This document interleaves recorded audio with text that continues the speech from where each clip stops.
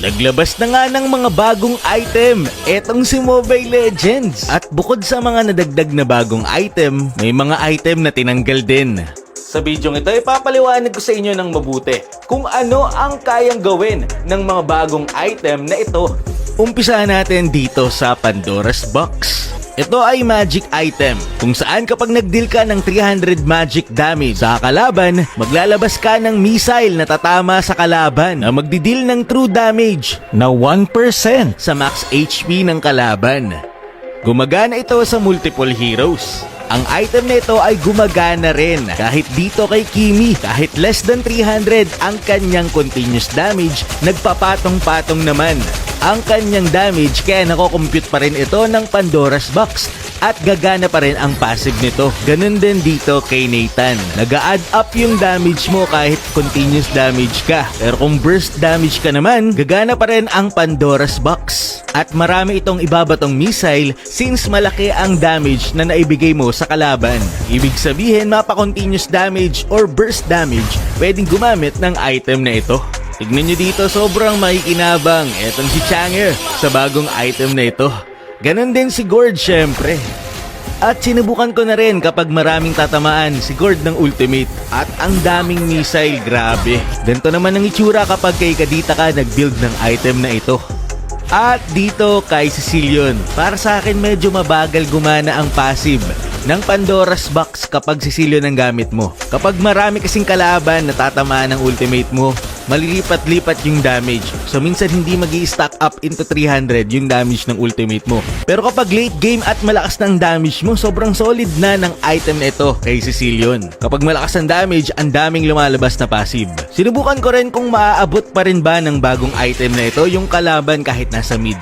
So ayan, biglang nawala yung item, pero na-damagean pa rin yung kalaban. Ang item na ito din nga pala ay hindi gumagana sa mga minion wave or sa mga jungle monster.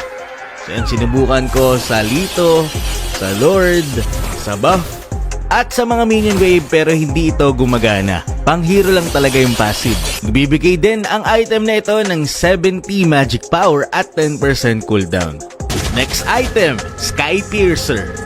Tingnan nyo dito, may tira pang buhay etong Layla. Pero dahil sa item na ito, 9,999 ba naman yung damage? Siguradong matitake-down mo talaga ang kalaban. So ang item na ito ay best for finisher. Dahil kapag ang buhay ng kalaban mo ay 5% pababa na lang, sure execute na dahil sa item na ito. Every time na makaka-takedown ka ng kalaban, magkakaroon ka din nga pala ng stack dito. Plus 10 kada hero na matitakedown mo. Ang full stack nito ay 70. At pwede mo rin nga palang i-build ito kahit kanino dahil ito ay mayroong adaptive attack. Kung mapa-physical or magic damage ka man, pwede mo itong gamitin.